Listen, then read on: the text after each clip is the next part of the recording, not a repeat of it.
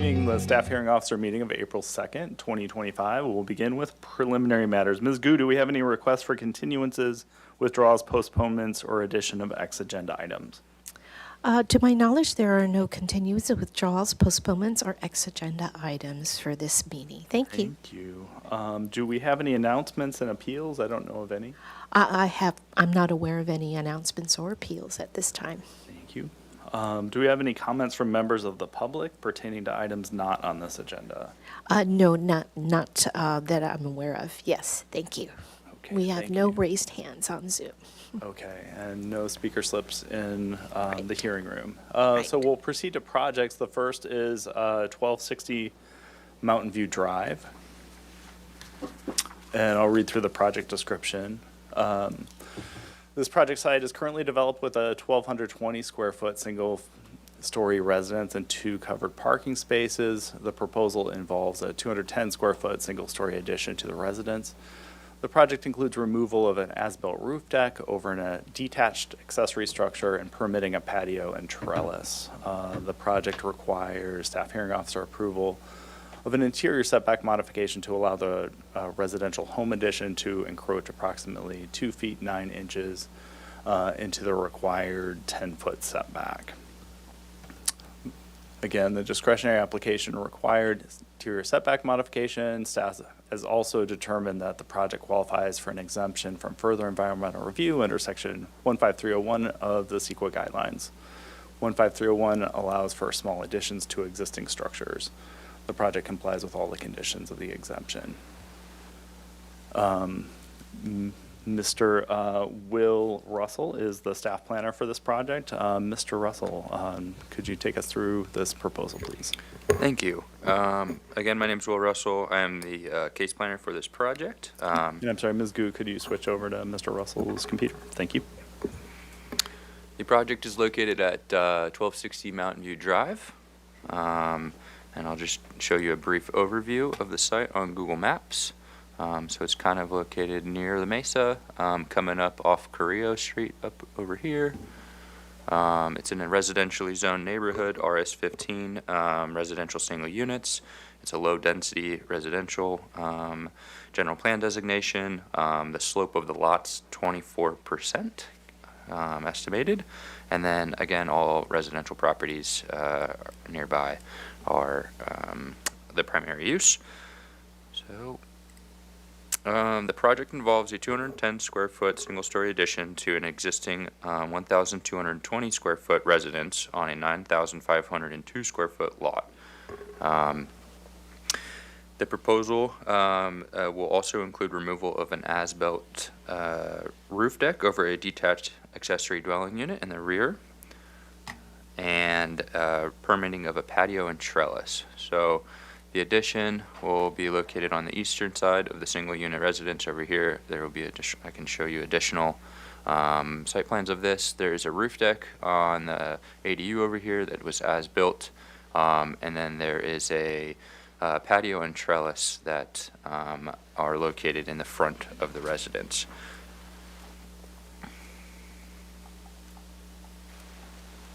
So the existing condition here is on the left, the floor plan. There's the existing bedroom and bath. The new proposal would just expand both of those with, again, 210 square foot expansion. The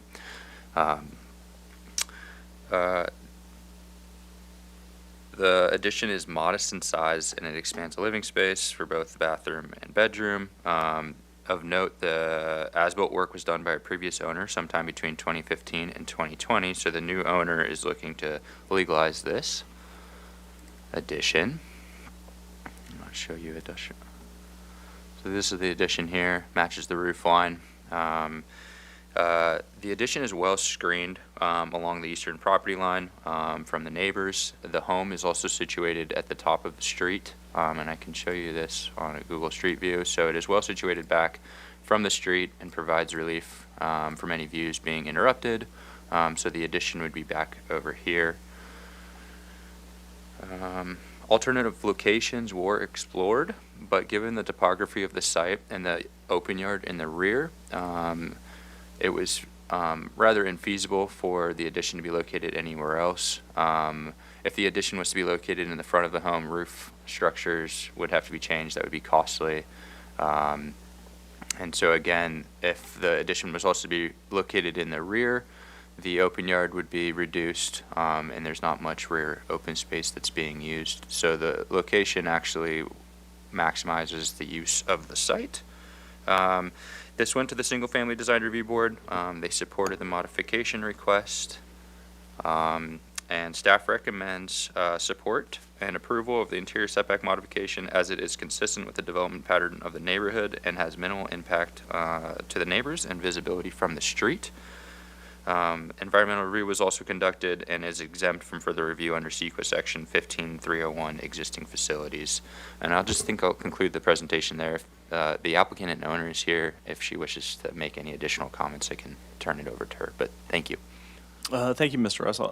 Could you speak a little bit to the adjacent parcel, to the as-built addition, and how that would affect the adjacent property? It might be easiest to speak to that from the aerial. Sure. Let me zoom back out here. So it's a little difficult to see. Maybe I can pop back up to an aerial view. But the addition is well screened. There's a tall hedge that runs along the entirety of the eastern property line, and you can see it here. There's an existing patio that's kind of pretty small, but the view is very protected and wouldn't affect the neighboring parcel whatsoever.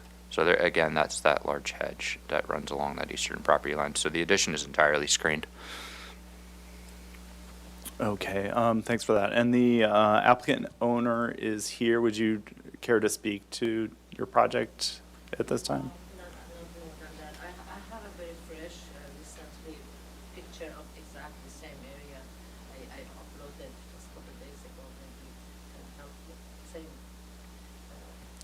continuing with the Wells conversation regarding that. So Thank you. The applicant owner is stated that she's provided a photo showing the adjacent property. I think I have enough information at this time. Thank you for that. And I haven't received any written public comment on this. I will open public comment. Ms. Gu, do we have any speaker slips or raised hands? I've not received any speaker slips for this particular item, and there are no raised hands on Zoom. Thank you. Thank you. So I went out to the site, reviewed the staff report, and I agree with staff's recommendation that this is an appropriate improvement.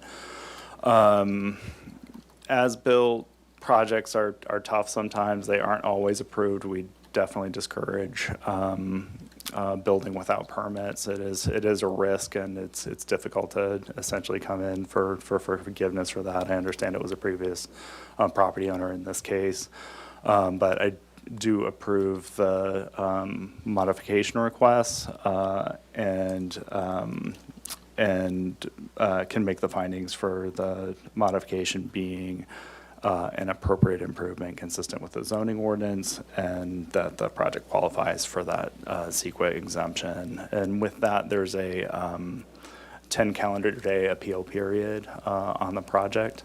And I'll conclude this. Thank you very much. Mr. Russell, the applicant.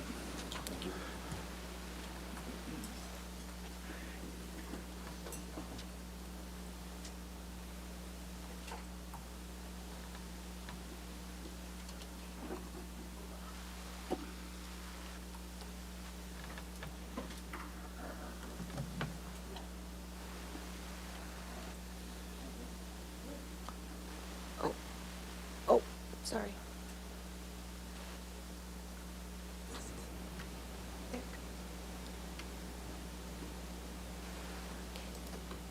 Thank you, and we'll proceed to the next project, which is 3215 Campanile Drive.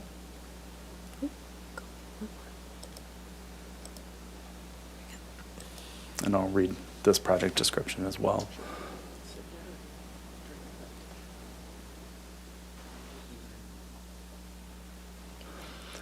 So this is a 1.26 acre site in high fire hazard area on Campanile Drive.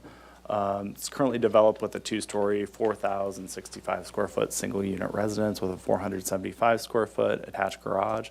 The project consists of a 1,140 square foot detached accessory dwelling unit with a 1,060 square feet of accessory space below. The proposed accessory dwelling unit is under single-family design board purview because it does not meet the ADU ministerial architectural design criteria and is not proposed wholly over the garage. The project also includes a patio pergola and landscape hardscape improvements, proposed total of 6,740 square feet of development is 131% of the maximum guideline floor to lot area ratio. Discretionary applications required at this hearing under the permit of staff hearing officer are front yard modification along Campanile Drive to allow the accessory square footage to be located in the remaining front yard, and an accessory building floor area modification to allow the lot to exceed the total maximum square footage allowable for accessory buildings and to exceed the maximum square footage allowable for a single building. This project qualifies for an exemption from further environmental review under section 15303 of the CEQA guidelines, which allows for construction of accessory dwelling units and accessory structures. With that, I'll hand it over to our planner, Kelly Broadison, to walk us through this project. Thank you, Ms. Broadison. And Ms. Gu, if you could switch the PowerPoint, thanks. Okay.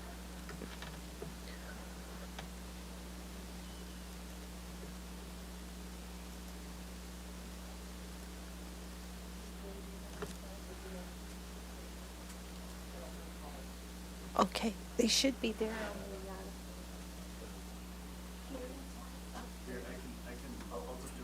Okay.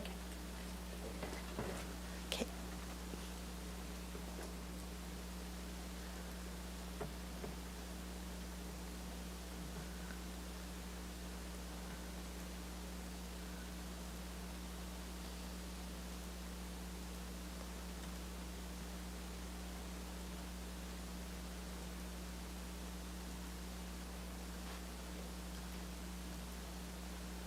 Ms. Gu, if you could switch it back, we've got the plans on there. Okay, good.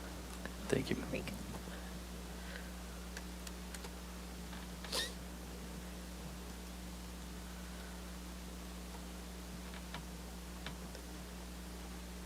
Thank you, Mr. Gullett. Thanks for the introduction. Kelly Broadison with Community Development.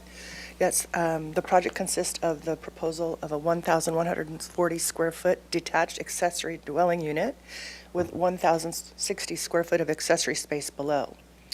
As you stated, the ADU is ministerial, and it did go to design review because it's not wholly above a garage. And the project does require a front yard modification to allow accessory square footage to be located in the remaining front yard. I do want to be clear that it's not located in the front setback. And also, accessory building floor area modification to allow the lot to, the accessory space on the lot to exceed the minimum allowed for single-family dwellings in this zone. So again, the detached accessory dwelling is a combination of an ADU and some accessory space. Let's see. So typically, if we look at the site plan here, you can see that, where's that? Oh, we got it.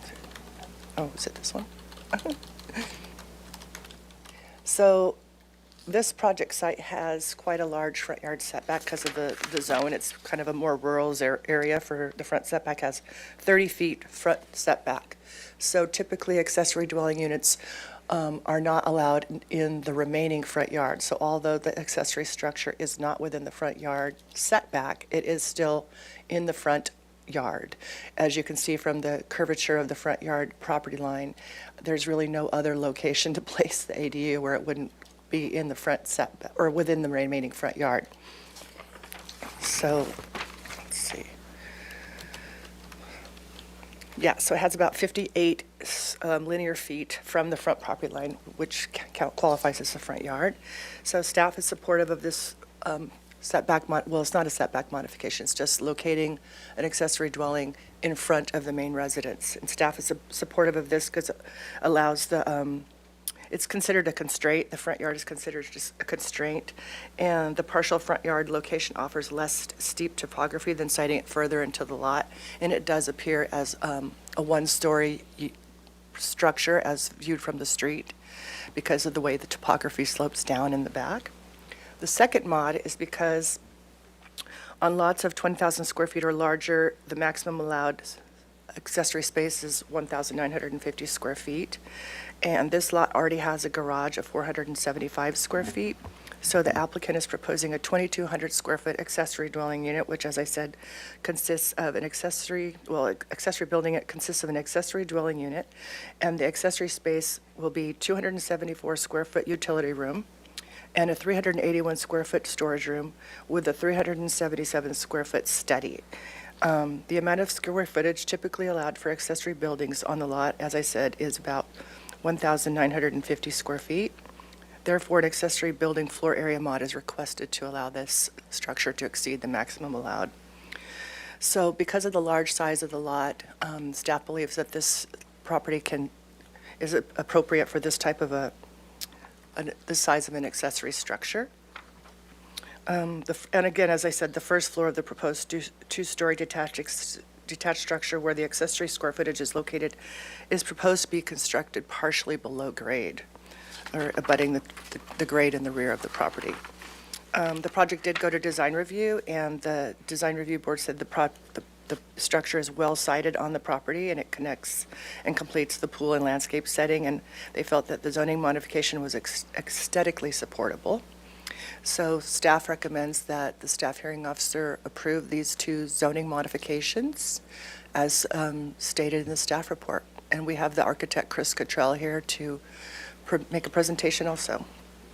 Thank you, Ms. Broadison. And just want to note, as part of the packet, there was a review by the Campanile Hill Homeowners Association, who are supportive of this design. Mr. Cottrell, thank you for being here. If you could speak some to the choice of the location where the structure is sited, and anything you'd like to add to Ms. Broadison's Certainly. presentation. Thank you, Mr. Gullett. Thank you, Ms. Broadison. So this lot has quite an expansive hedge. All right, I'm on this one. Oh, there we go. Oh, thank you. Fantastic. Great. Along Campanile Drive, there's an extensive existing hedge there that screens this development almost entirely. You will see just the gable or the top of the ridge coming out above that hedge. And like Ms. Broadison discussed, and I think you're aware of, we are farther back than the house is to the street. It's just that with the curvature of this lot, it's a unique situation, and I think this is exactly what this modification process is designed for. Regarding where this is located, it is located so that the uphill neighbor maintains views of the ocean on both sides, as well as the Bostrums. They get their views, and this completes the pool area, makes kind of a cabana scene where this is a nice little development rather than an ADU that is tucked off and not accessible to the house. So this would be an accessible ADU, a ADA accessible ADU from their parking space, which is a nice handy thing as well. A couple other things I wanted to add, and you noted the HOA has their own architectural committee, and they did review that and were very supportive of the development. One other thing.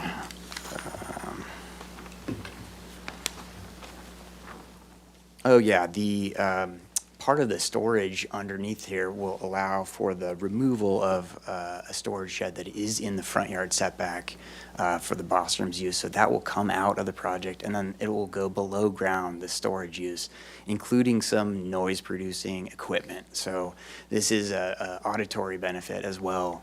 So that's actually going below grade. So that even though that counts on our square footage, it's sort of a negative on the site. So I'll leave it there. Kirk, if you... No, thank you all for serving and being here. You answer any questions. Fantastic. Okay, thank you all. Ms. Gu, do we have any requests to speak for public comment? I've not received any speakers list for this particular project, and on checking Zoom, I do not see any raised hands. Thank you. Okay, very good. Yeah, this is a very unusually shaped lot. It's a pie shape. There's only three sides, and much of it is technically front yard, which is, some of the front yard is outside of the front setback.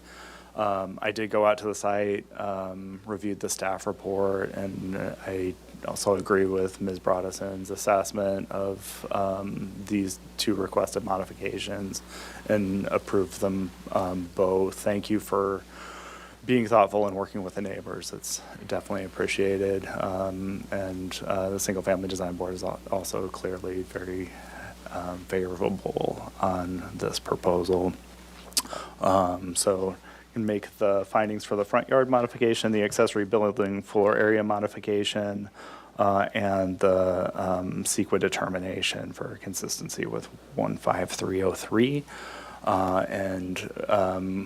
With that, this decision is appealable to the Planning Commission within 10 calendar days. And thank you. Perfect. Thank you so much.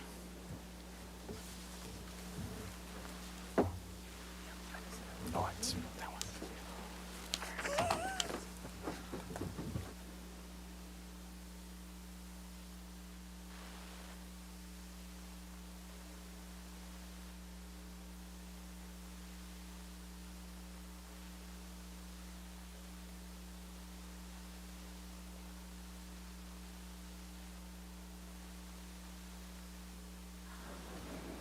Thank you. Moving on to item C, 2200 Carlton Way. This is one coastal development permit and two zoning modifications.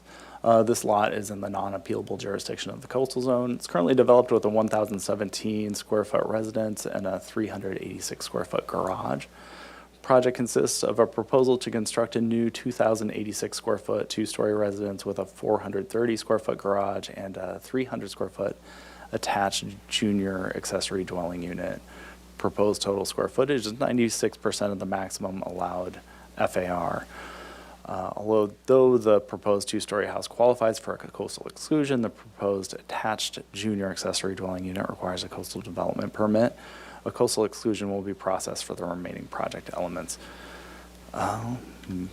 Moving on, discretionary applications under the jurisdiction of the staff hearing officer required for this project are a coastal development permit to allow for the junior accessory dwelling unit in the non-appealable jurisdiction of the city's coastal zone, and a front setback modification to allow encroachment of the existing building in the front setback, and also an open yard modification to allow the required open yard to be reduced from 1,250 square feet to 1,000 square feet, and to allow the open yard area to have less than the required 20-foot minimum dimensions. Let's see. So staff determined that the project qualified for exemption from further environmental review under sections 15303 and 15305 of the CEQA guidelines. Ms. Kelly Brodeson is the planner on this project as well. I'll bring up the project plans in just a moment.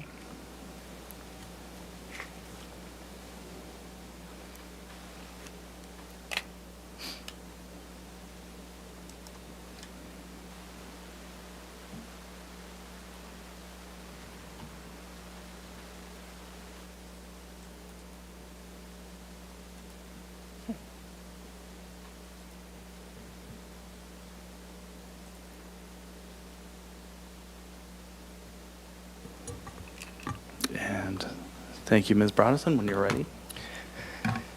Thank you. Yes, Kelly Brodeson with Community Development. The project, as you stated, consists of a proposal to construct a new two-story single-family residence with a 430 square foot garage attached and a 300 square foot attached junior accessory dwelling unit.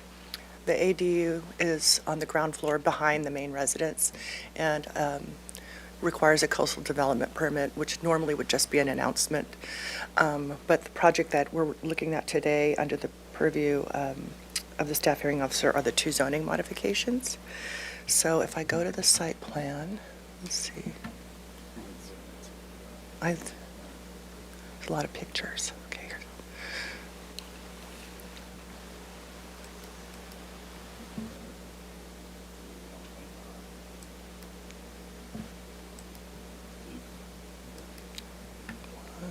Sorry. Where's the minus button? Just go back. It's both plus and minus. Oh, okay, right here? Oh, yeah, yeah. Something about- Sorry.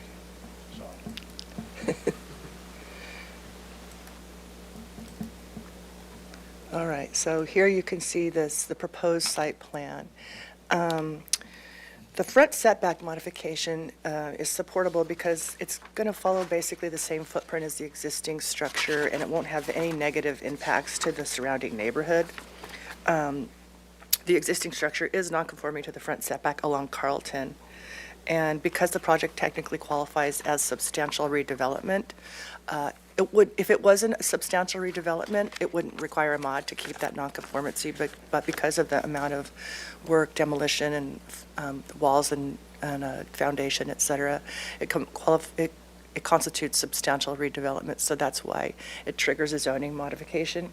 However, staff is in support of the front setback modification because the lot is less than 7,000 square feet, and it is considered constrained because it does have 2 large front setbacks, and also allowing the front of the house to remain in the front setback will not have a negative impact on the surrounding neighborhood because it is similar to the existing one portion of the existing structure. Am I doing? Okay. So then the second modification requested for this project is an open yard modification. All lots zoned for single-family residential use are required to provide at least 1,250 square feet of open yard unobstructed from the ground up, and it has to have a minimum dimensions of 20 feet by 20 feet. Due to the proposed increase in floor area of the residence and the site layout with the junior ADU behind the garage, the proposed project does not comply with this requirement. For lots with multiple front yards, as is the case with this site, there is an exception that allows an open yard to include area in a secondary front yard as long as the open yard observes a 10-foot setback. So you can see here, this is a secondary front yard along Palisades. The project is located on the corner of Carlton and Palisades. Let's see, so again, as I said, for the front setback mod, the lot is considered constrained with 2 20-foot front setbacks. The other technicality of this project is that along the, let's see, I guess it's the western property line up here, there is an existing 10-foot sewer easement that the owners cannot encroach upon. So that also further constrains the lot. As a side note, the owners are working with the neighbor that owns that easement to reduce it to 6 feet. However, because of that easement, they don't get to use the 4-foot setback that normally an ADU would be able to take advantage of. So that further constrains the lot and pushes the structure an additional 2 feet towards the other side of the property. So for those reasons, the applicant is providing an open yard in 2 separate areas on the lot. So as I said, the one area is along the front on Palisades. Let's see. And it's combined 1,000 square feet. So let's see. Let me see. Did I put somewhere the amounts of the square footages? Okay, here it is. Oh, here it is. The proposed project is providing one area that is 365 square feet, with the dimensions are approximately 19 feet by 18 feet. And that's this area right here, which is kind of acts like as a little courtyard for the house. And then the second area along the Palisades is approximately, I don't think I put that in here. Oh, there it is. There's a secondary front yard along Palisades that is 635 square feet and is 10 feet away from the front line. So all the project is kind of insufficient in 2 ways, that it doesn't have the 1,250 square feet Although it is allowed to be divided up, it doesn't meet the minimum dimensions of 20 feet by 20 feet. However, staff does believe that the project provides a sufficient amount of usable open yard that can be used as an amenity to the residents of the structure. It does provide a sense of openness with the courtyard area and the front yard area along Palisades and the significant front yard along Carlton. The accessory dwelling unit meets the required standards. As I said, it typically would be just an announcement, but it's summed up in the staff report. And the project is consistent with the local coastal plan. The project was reviewed by the Design Review Board as far as the main structure. The accessory dwelling unit was exempt from design review, but the main structure was reviewed by the Single Family Design Board on 2 occasions. At the first meeting, the board appreciated the constraints of the lot, and they supported the proposed materials and style of architecture. The board was supportive of the aesthetics of the zoning modifications, and the applicant was asked to provide more information regarding the adjacent neighbors with site sections and illustrate the proximity of the neighboring structures. They also asked the applicant to reduce the 2-story massing against the northern property line by possibly relocating the second floor deck. So when the project returned on January 13th, 2025, the board again was supportive of the overall size, bulk, and scale. And they noted that the project was a constrained corner lot with 2 front yards. They asked the applicant to continue to study further adjustments to the north elevation in consideration of the adjacent neighbor. So subsequent to the result of today's meeting, the project will return to Single Family Design Board. I think that actually is technically scheduled next Monday. The project was found exempt from further environmental review under sections 15303, which allows for new construction or conversion of small structures, and 15305, which is minor alterations in land use limitations. With that, staff concludes the presentation and recommends that the staff hearing officer approve the 2 zoning modifications as described in the staff report. And we do have the applicant, the architect here, Sean Lynch, to make a presentation. Very good. Thank you, Ms. Broderson. Mr. Lynch, if you could come up. I have a couple questions, but if first you want to add anything to Ms. Broderson's presentation. Hi, no problem. My name is Sean Lynch with Evoke Design. Thank you for your time. Yeah, this is probably one of the more constrained lots that I've worked on in the city. We started obviously with 2 front yard setbacks, existing encroachment of the existing structure, which we're trying to maintain. And then starting with the 10-foot sewer easement, we obviously revised it. We've been working with the neighbor who's page right on the site plan there. If I could, you can page perfect. through the plans if you like. Yeah, great. And I should have, let me go back here. I should have an exhibit in terms of the site. Oh, well, here, just quickly to show you, as you can see, this is that existing encroachment, and that was the existing garage. So we're trying to maintain this. So it was already substandard. Front yard, open yard could not meet in this area no matter what. And then with the, the new 2-car garage required through single family residential, it really limited what we could do because one, we needed, after this revision, we needed, access into this junior ADU, which is below here. And so long story short, it's a very constrained lot, and we've been working with the neighbor, and he's very happy. And we've kept him through the process. So let me just see if I have the site sections. Yeah, here you go. And this is just to give you an idea of proximity to neighbors. So we've had 4 separate applications for this parcel. One was keeping it a single level. And then just with the cost of everything, we needed to add more program for him to move forward.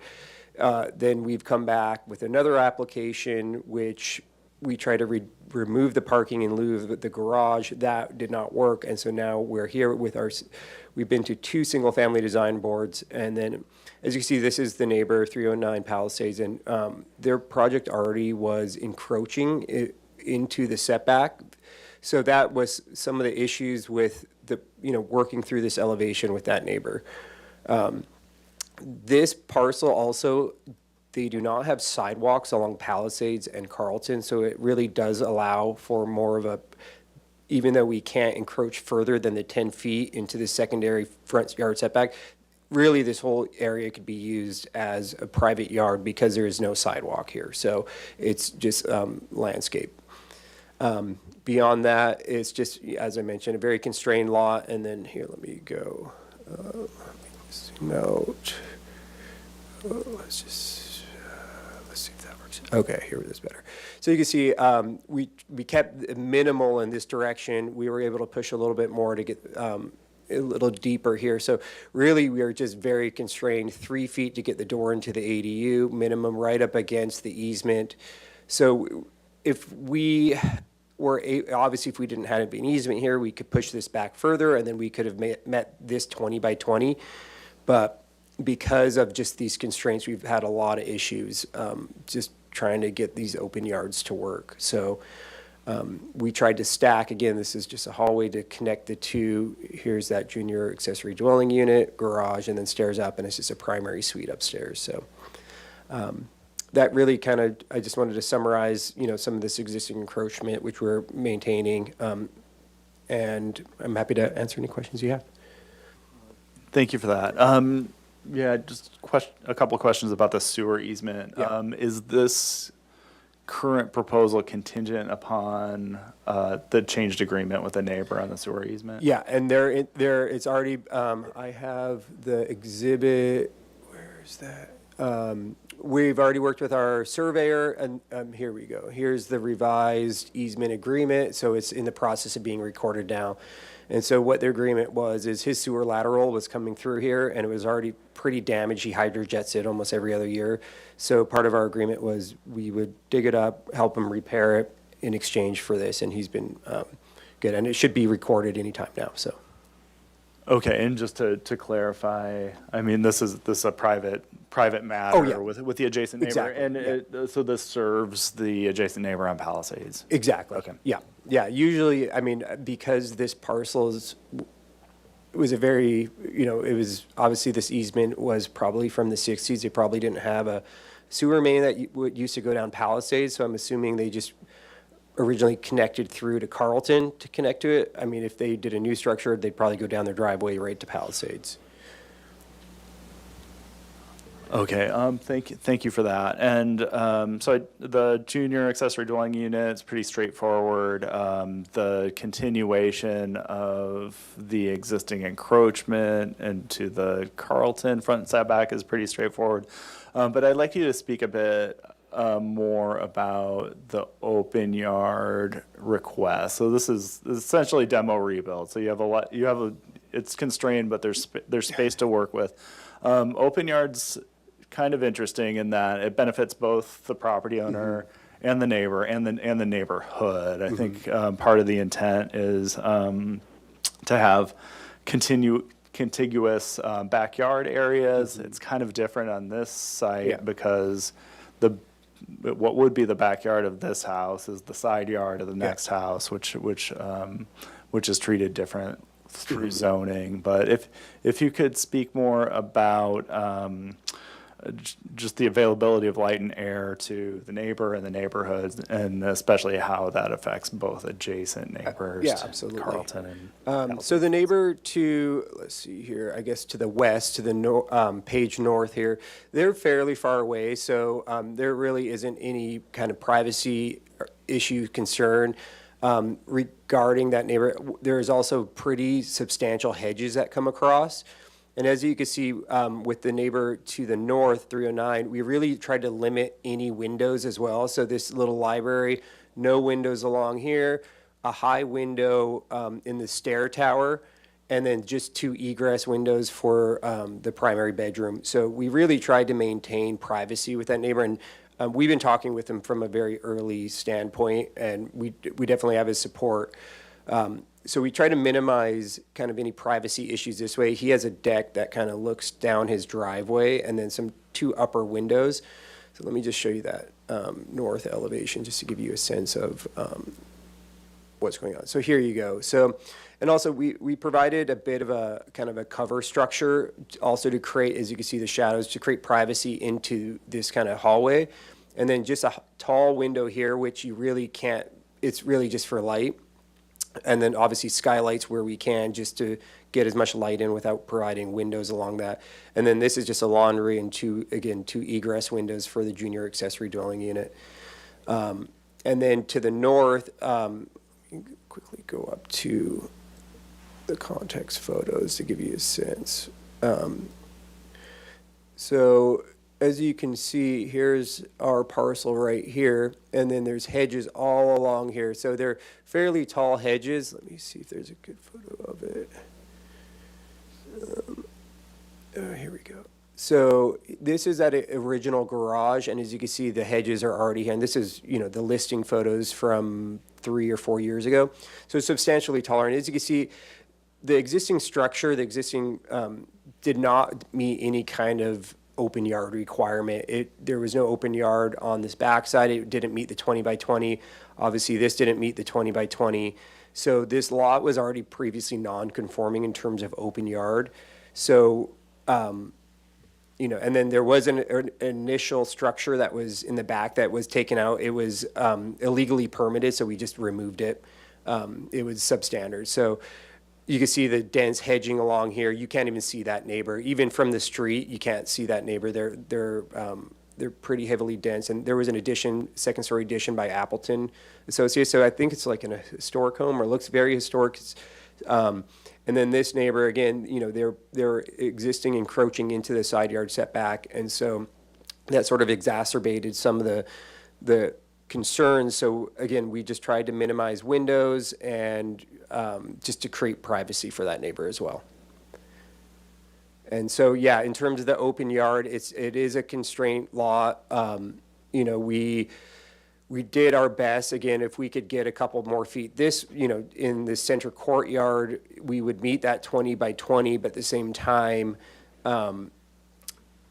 we would have still been under the required, and that's the minimum garage size. So no matter, even if we push it this way, into this courtyard, move the garage here, we still wouldn't have been able to meet the 20 by 20 requirement in this area with it shifted down. So sort of no matter how you kind of sliced it, it was really hard to make this 20 by 20 with a secondary front yard setback, essentially 2 front yard setbacks, and then not being able to encroach this accessory dwelling unit into the easement.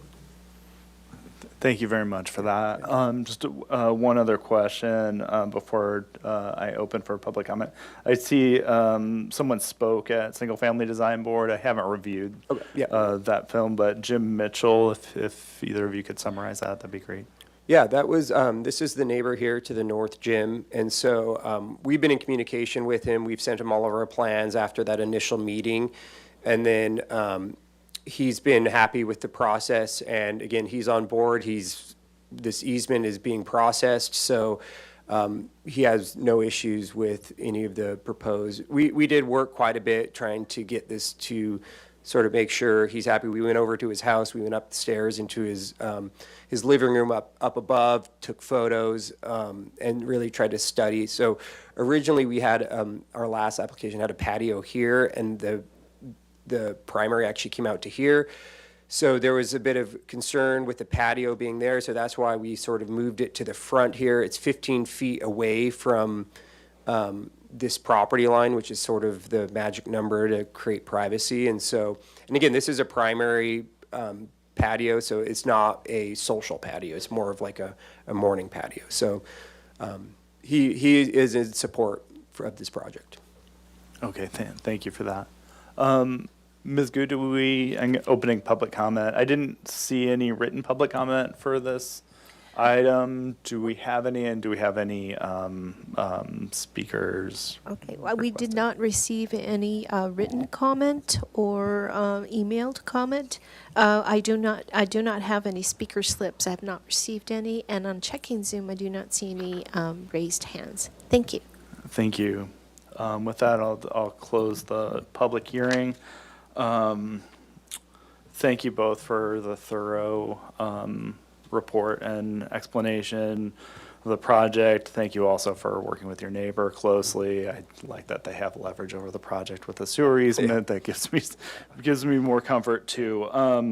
I can approve the coastal development permit for the accessory dwelling unit, front setback mod, and open yard modification, making the findings recommended by staff in the staff report and subject to the conditions of approval in the staff report. And there is also a 10-day appeal period, and I've got a slide on that I'll go to in just a moment.